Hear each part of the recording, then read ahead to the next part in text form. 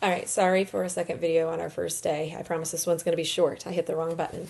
All right, I just want to show you one reason why we need this. We gave you an incomplete picture when we did this with accounts and compounding. So one thing that people might want to know is like how much money do I need to invest so I can have this much money at the end, or how long is it going to take for me to have this much money? So we're going to set up one of those compound interest problems from last unit.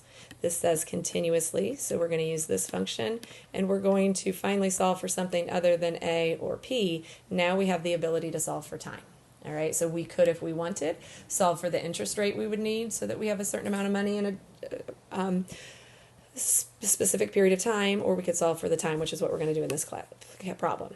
All right, Jill deposits $1,000 into an account that gets 2.5% interest that is compounded continuously. How long will it take for the account to have a balance of $2,000? So we are going to plug in what we know. All right, 2,000 is our ending amount, 1,000 is our starting amount, continuous, so we're using E. Remember, this percent always has to be a decimal, and our job is to solve this for T. All right, before when we were doing these problems, we had no way of solving for T unless we used a graph. Now we can do it using our logarithm properties.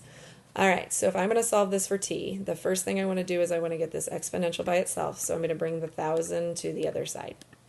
All right, and really all we have to know that it doubles, because then if it doubles, we're going to have 2 over on the left side. So we've got 2 equals 0.025 for that 2.5% T. And then we are going to solve this using properties of logarithms. So on this one, since it's E, I'm going to use the natural log. So I've got the natural log of 2 is equal to what happens here. I could do a couple different things.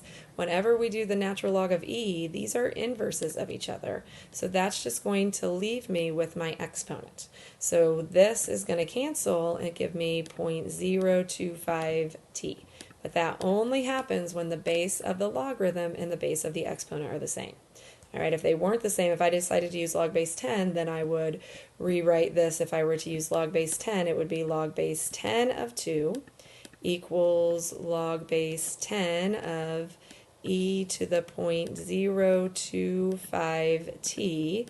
And then I'd use that property of logarithms, so log base 10 of 2 equals that power property, bring that 0.025t out of the exponent, and then log base 10 of e, and solve this equation. All right, and I promise, and I'll show you here in Desmos, that we're going to get the same answer. So if I go back to the original one where I was using LNs, all right, and the natural log saves me a little bit of work here. If I want to solve this for t, I need to divide both sides by 0.025 to figure out what that time's going to be.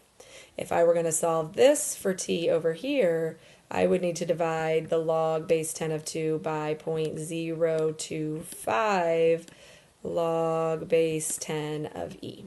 So one last real quick thing, I'm going to get Desmos back up here, get rid of all this stuff that I had before when I was trying to describe the undefined business, and I'm just going to use it as a calculator to get my answer for how long this thing would take to double. So if I do the natural log of 2 divided by 0.025, it gives me 27.725 years for the money in that account to double at that 2.5%.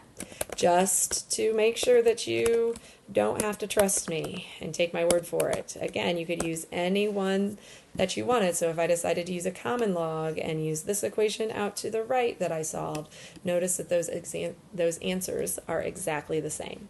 All right, so we would probably round this and say that, hey, this takes about 28 years to double the amount of money. All right, so again, sorry about having to click on a second video.